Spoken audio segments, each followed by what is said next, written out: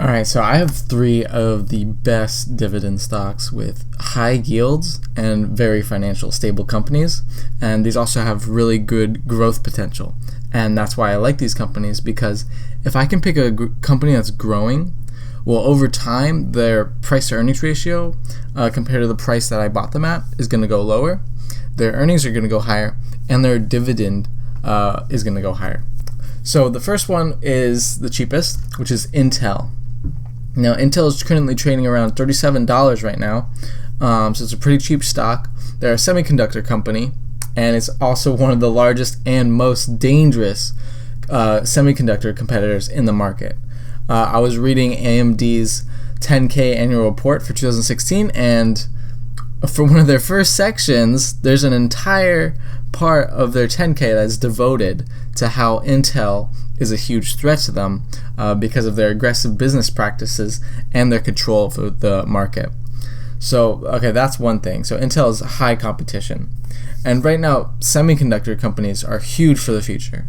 They're needed for every major electronic technology, from smartphones to driverless cars. And I've been talking about driverless cars for a lot because it opens up transportation to be even more lucrative and even a better industry.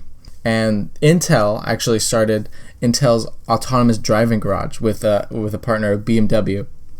So they're going into that market in the future. Now, with their numbers, right now, it's trading around $37, and their dividend is 2.95%. So that's almost a 3% dividend, which is really high for a financially stable company. There are higher dividends, but they're more riskier companies that don't pay dividends that much. But Intel pays the dividend now, and it's a really stable company. Their PE is only 15. So these are great return numbers, especially for a huge market cap company at 170 billion. And one of the best things I like about Intel is their debt to equity ratio, and it's only 0.31. Debt to equity ratio, I like debt to equity because it's taking the long-term debt and putting it into current liabilities, and it's taking the liabilities and dividing it by the stockholder equity. So it's showing how much total debt there is compared to how much stockholder equity there is invested in the company. And we see here that Intel's is only 0.3, so they have a lot higher stockholder equity than debt. Okay, next cheapest is super successful company, Tir Price Group. First off, they've paid dividends for almost 30 years now, starting in 1989. And they're a publicly owned investment manager, so it's a service for investing. And they've been doing very well, and especially with their dividends. So one of the things I also like about them is absolutely no debt, and short-term or long-term. So their debt to equity ratio is 0, which I really like, because when companies have debt, they have an obligation to pay the debt back. They also have the obligation to pay interest on the debt, which can be really high depending on how they've taken that debt in. So right now it's really at an attractive price at around $71. And this is near their 200-day moving average. So right now I think purchasing in it would be good, especially for the dividend they pay out, which is 3.19%. That's a huge dividend for a very financially stable company.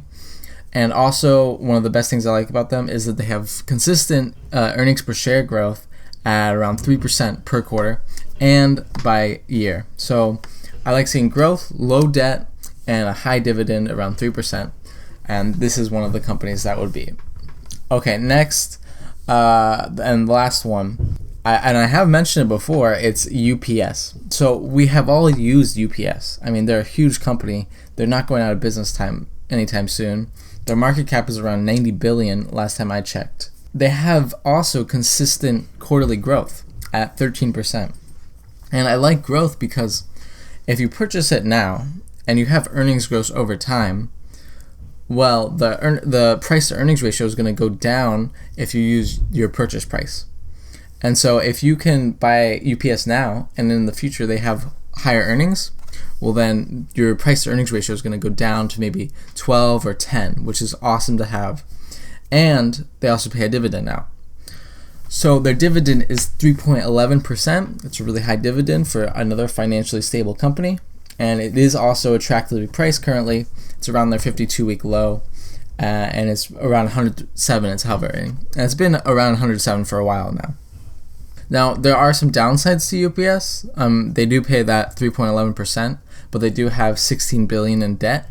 Compared to a $90 billion market cap isn't much, but it's still a lot of debt for a company that has fairly low cash flow. So those are my dividend picks. If you made a position in each of them right now, you would be heavily diversified in each. So it would be tech, transportation, and finance industries. So it would be a diversified portfolio. Now, each pay a rather high dividend, near 3%, which is one of the highest you can get for a financially stable company. Once you reach higher dividends, they usually aren't paid out as consistently, or it's a little riskier to invest in them.